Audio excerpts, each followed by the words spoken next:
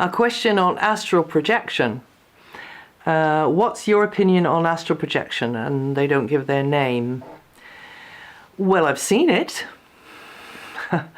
I've seen it with my own eyes, and that was at a time that I'd read nothing about it. I knew nothing about it, wasn't remotely interested in it really.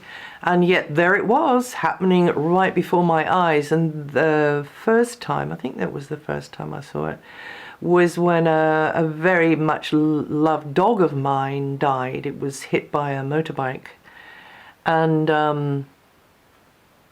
I watched, because we were trying to revive him, and you know, he was brought in and laid on the floor, and I actually, and there was the smell of death there, which I'd never smelt before. But so I kind of knew my primitive human, primordial human female brain knew that smell.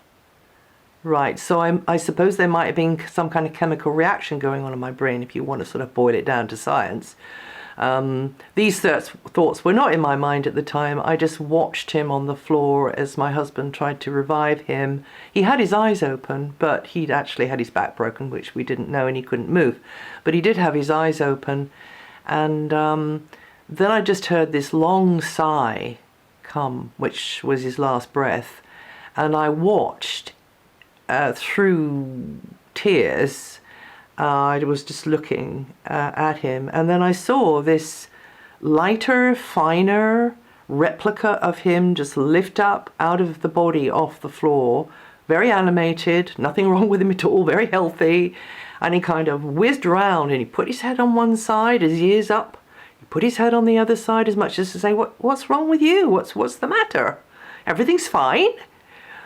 And I had the presence of mind through my absolute grief, because I as a human knew what had happened, but he kind of, I suppose, didn't, or thought it was all cool. I had the presence of mind to know that I could speak to him with my mind, and I could see he was fine.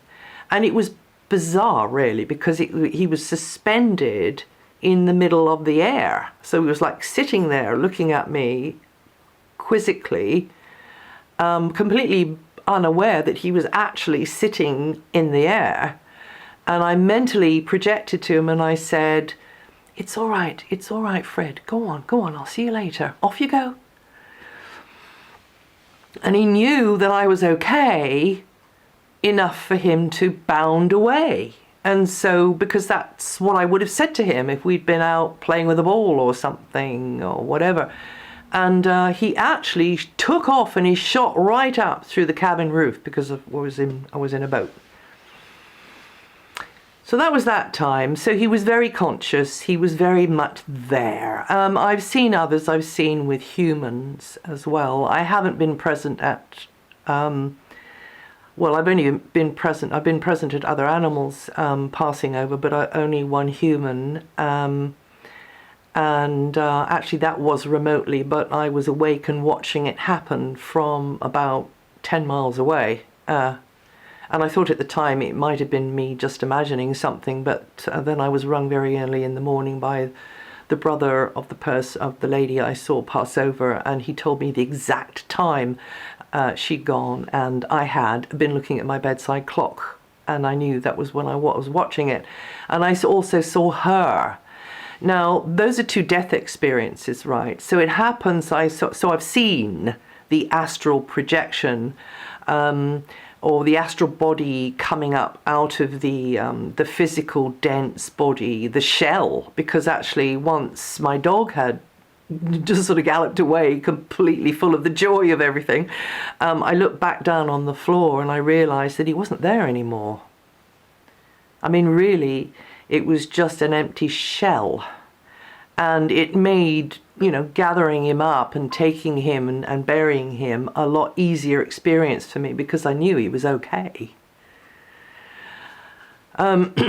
So astral projection is when one can do it consciously or works on doing it consciously. And down through history, there are just countless multitudes of accounts of traveling, within worlds or projecting oneself astrally out of maybe a confined space into, where they couldn't get out, but they could project astrally out into other places. There are, of course, the renowned remote viewers, which were used in the war and are probably still being used now by the US government. That's where they can project their consciousness to another part geographically of the world. There are out-of-the-body experiences that happen in great trauma, like when, somebody has an accident or heart attack or whatever it is, and they're in A&E, and they can remember becoming a ball of light, like an orb, and going up onto the ceiling and looking down on their own body and thinking how bizarre I look, and there's doctors there, and they can come back and they can recount the doctors' conversations and exactly what went on, and even in some cases what the doctors were thinking. Actually, in the Midlands of the UK, there is a surgeon who has gotten so used to hearing people in the recovery room after operations describing how they came out of their body and they went right up to the top of the operating theatre and they were looking down on what was going on, that he's had a special shelf built around that operating theatre and had certain objects placed upon the shelf which cannot be seen from down below by the medical people.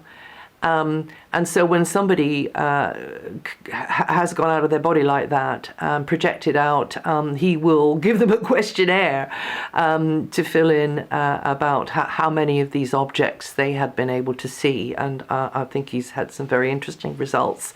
Unfortunately, I can't remember his name, so you can't look him up. But if you look up like out of the body experiment UK hospital Midlands, it's in the Midlands somewhere, I believe. It might be in the north or the Midlands, just put UK. So you might find it there. So what's my opinion? Well, what's my opinion on grass or trees or the sky or the sun or the earth? It's there, it exists. And I don't really have an opinion on it other than that we don't use it enough, maybe.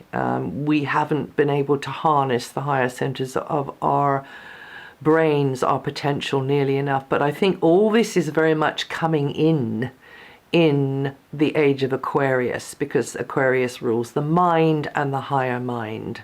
So watch this space. Thank you for your question.